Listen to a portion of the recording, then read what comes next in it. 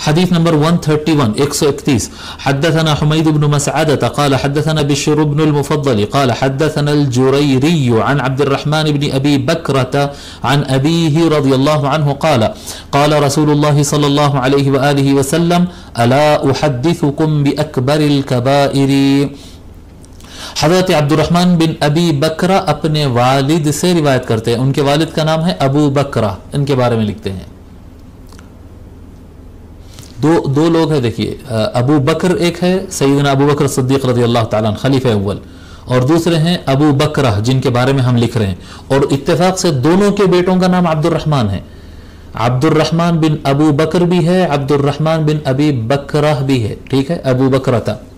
ٹھیک ہے, ابو بکرہ نفیع بن مسروح.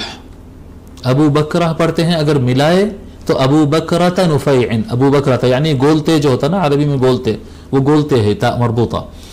ابو بکرہ نفیع عین ہے لاسٹ میں, نفیع بن مسروح الثقفی. ابو بکرہ نفیع بن مسروح الثقفی یہ صحابی ہیں, اور یہ کوفہ رہ گئے تھے بعد کے وقت میں, جو ہے مدینہ سے شفٹ ہونے کے بعد یہ کوفہ میں جا کر رہ گئے تھے.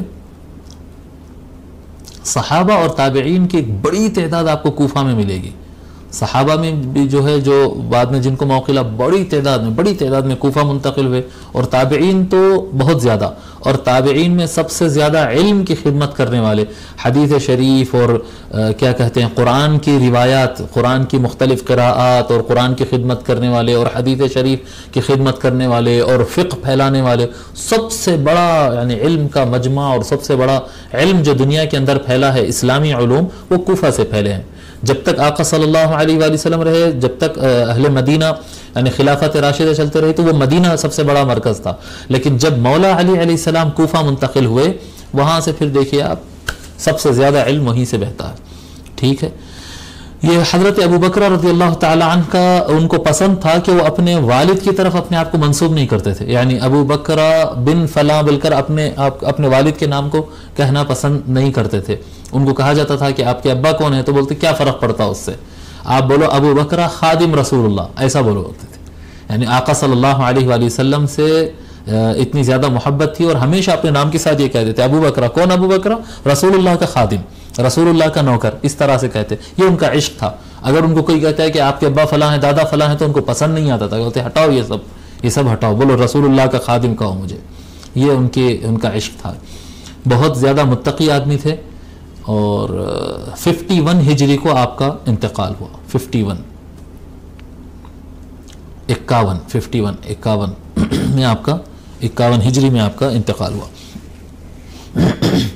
تو حضرت ابو بکرہ رضی اللہ تعالی عنہ کہتے ہیں کہ میں نے ایک مرتبہ رسول اکرم صلی اللہ علیہ وآلہ وسلم ارشاد فرمائے, الا احدثکم باکبر الکبائر, کیا میں تم کو سب سے بڑے کبیرہ گناہوں کے بارے میں نہ بتاؤں. کبیرہ گناہ کہتے ہیں کہ بہت بڑے گناہ. اب اس کو بہت سارے علماء جو ہے الگ الگ تشریح کیے ہیں, کبیرہ گناہ کس کو کہتے ہیں. بعض نے کہا کہ کبیرہ گناہ اس گناہ کو کہتے ہیں جس کی کوئی سزا مقرر ہو. یعنی کوئی آدمی چوری کیا تو اس کی سزا ہے, زنا کیا تو اس کی سزا ہے. جی, جن گناہ پر انسان کو سزا ہوتی ہے اس کو کبیرہ گناہ کہتے ہیں. بعض نے ایسا تعریف کیا, لیکن یہ نامکمل تعریف ہے. ایسے کہہ سکتے ہیں کہ جو گناہوں کا سختی سے مواخذہ ہوگا دنیا میں بھی اور آخرت میں بھی, اس کو کبیرہ گناہ کہیں. یہ زیادہ جامع ہوتی ہے, کیونکہ غیبت ہے اور جھوٹ ہے اور چغلی ہے اور حسد اور حقد ہے جو اندر رہتا ہے. آپ کوئی آدمی حسد کر رہا ہے, اس واسطے اس کو سزا تو نہیں دے سکتے. کیا ثبوت پیش کریں گے کہ اس کے دل کے اندر حسد ہے یا حقد ہے یا بغض ہے یا نہیں ہے, تو اس کا باہر تو ثبوت نہیں ملتا. لیکن یہ کبیرہ گناہوں میں سے ہے. غیبت بھی اسی طرح سے کبیرہ گناہوں میں سے, جس پر باضابطہ کوئی سزا نہیں بتائی جا سکتی ہے. بہرحال وہ گناہ جن کے بارے میں حضور صلی اللہ علیہ وآلہ وسلم شدت سے منع کیے ہیں اور دنیا یا آخرت میں اس کے لیے سزا بتائی گئی ہو, وہ کبیرہ گناہ ہوتے ہیں. تو آقا صلی اللہ علیہ وآلہ وسلم فرماتے ہیں کبیرہ گناہوں میں اس کا اپوزٹ آتا ہے صغیرہ گناہ. چھوٹے گناہ. सगीरा गुनाह कौन से गुनाह होते हैं? छोटे छोटे गुनाह होते हैं जिनके बारे में बाज़ाब्ता सज़ा बताई न गई हो, और दूसरे वो ऐसे गुनाह रहते हैं जैसा हम अहादीथ शरीफा में पढ़ते हैं ना कि अगर नमाज के बाद कोई इतने मरतबा इस्तग़फ़ार पढ़ ले, इतनी तस्बीह पढ़ ले तो उसके गुनाह माफ़ हो जाते हैं। जब खुलूस दिल के साथ दो मुसलमान हाथ मिलाते हैं, हाथ छोड़ते हैं तो उनके गुनाह माफ़ हो जाते हैं। नमाजों की वजह से गुनाह धुल जाते हैं। ये जो गुनाह माफ़ होते हैं ये सगीरा गुनाह माफ़ होते हैं, कबायर नहीं माफ़ होते। कोई आदमी किसी घर में माल चोरी कर लेके चले जाएगा और कहेगा कि मैं 5 वक्त पाबंदी से नमाज पढ़ लिया, मेरे गुनाह तो माफ़ हो गए, मैं तो हज कर लिया, मेरे गुनाह तो माफ़ हो गए। जी ऐसा नहीं होता है। ये जो गुनाह, मुसाफहे से गुनाह माफ़ होते हैं, रोज़े से गुनाह माफ़ होते हैं, नमाजों से गुनाह माफ़ होते हैं, सदक़े से गुनाह माफ़ होते हैं। ये जो गुनाह माफ़ होते हैं ये सगीरा गुनाह माफ़ होते हैं। कबीरा गुनाह पर खुसूसी तौर पर उस पर तौबा करना लाजमी होता है। तौबा करना और अपनी जो गलती हुई उसको रेक्टिफाई करना, सही करना। अगर किसी का माल लूटा है तो उसका माल लौटा देना, वापस उसको दे देना उसको। जी अगर किसी को तकलीफ पहुंचाया तो उससे माफ़ी चाह के उसको राज़ी कर लेना, ठीक है। तो ये यानी अपनी जो गलती थी वो गलती को सही करना और अल्लाह से तौबा करना, ये 2 काम करने तक गुनाह कबीरा माफ़ नहीं होते।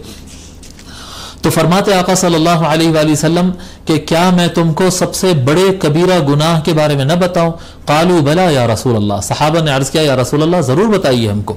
आका सल्लल्लाहु अलैहि वसल्लम फरमाए अल इशराकु बिल्लाह अला उहद्दिथुकुम बि अकबरिल कबाइरि। क्या मैं तुमको सबसे कबीरा गुनाह न बताऊं? कबीरा गुनाहों में जो सबसे बड़े हैं उसके बारे में न बताऊं? तो रसूल अकरम सहाबा ने अर्ज किया या रसूल अल्लाह ज़रूर बताइए। आका सल्लल्लाहु अलैहि वसल्लम फरमाए अल इशराकु बिल्लाह, अल्लाह तबारक व तआला से शिर्क करना, ये सबसे बड़ा गुनाह है। अल्लाह ताला के साथ किसी को शरीक करना, किसी और को खुदा समझना। व उकूकुल वालिदैन, वालिदैन की नाफरमानी करना, उनके हक अदा नहीं करना, वालिदैन को तकलीफ पहुंचाना, ये सबसे बड़ा गुनाह है।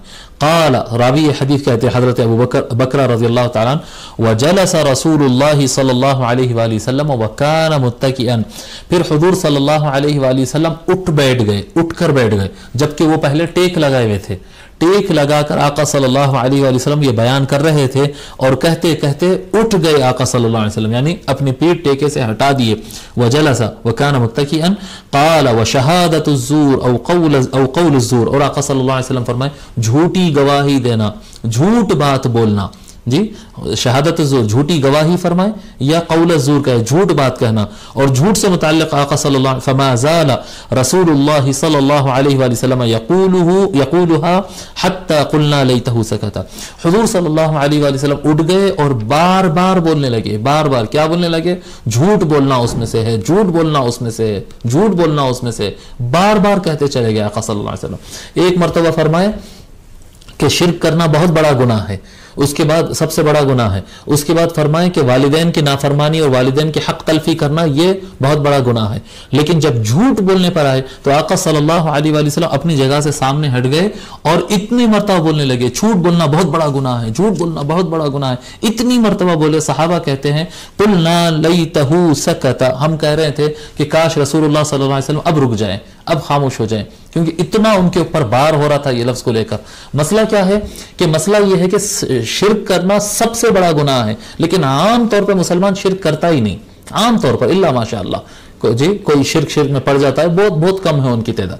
आम तौर पर मुसलमान शिर्क की तरफ नहीं जाता है और वालिदैन को तकलीफ पहुंचाने वालों की तादाद भी बहुत कम होती है। लेकिन झूठ बोलने वालों की कसरत तो इतनी है कि अल्लाह अल्लाह खैर करे, अल्लाह खैर करे। और हुज़ूर सल्लल्लाहु अलैहि वसल्लम बहुत सख्ती से इसके ऊपर पाबंदी लगाए और बहुत सख्ती से जोर देते थे, झूठ बोलने से डरो, झूठ बोलने से डरो, ये बहुत बड़ा गुनाह है, बहुत बड़ा गुनाह है। अल्लाह तबारक व तआला हमको झूठ बोलने से महफूज रखे, झूठ बोलने से महफूज रखे। आम खास लोग झूठ बोल रहे हैं, बिल्कुल आम खास लोग झूठ बोल रहे हैं। आसान हो गया ज़बान से झूठ बोल देना, और फिर दुआएं भी कर रहे हैं, रोज़े भी रख रहे हैं, नमाजें भी पढ़ रहे हैं। झूठ बोलने से अल्लाह ताला की लानत आती है, झूठ बोलने से अल्लाह की लानत आती है, रहमत नहीं आती, रहमत नहीं आती। हाल ख़राब हो गया उम्मत का झूठ बोलने से।